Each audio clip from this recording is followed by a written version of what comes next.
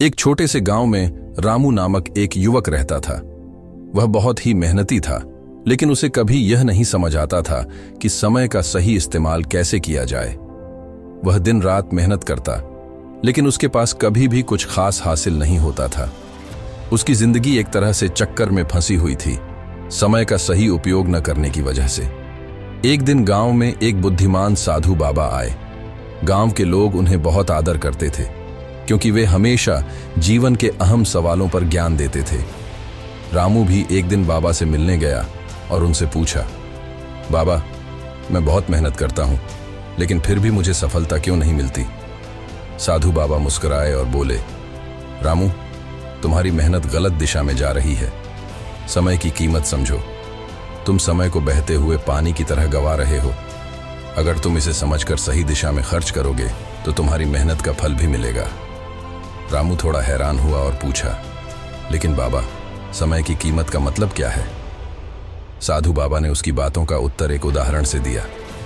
उन्होंने पास में खड़ा एक वृक्ष दिखाया और कहा, देखो यह पेड़, यह समय की तरह है। जब इस पेड़ को बीज से बढ़ने का मौका मिला तो उसने सही समय पर पानी लिया, सूरज की रोशनी का लाभ उठाया और बढ़ता गया। यदि इसे सही समय पर पोषण नहीं मिलता तो यह पेड़ कभी बड़ा नहीं बन पाता। रामू को समझ में आ गया।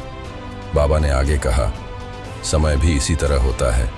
अगर तुम उसे बर्बाद करोगे तो वह कभी तुम्हारे काम नहीं आएगा, लेकिन यदि तुम उसे सही समय पर सही कामों में लगाओ तो वह तुम्हारे जीवन को सफल बना देगा।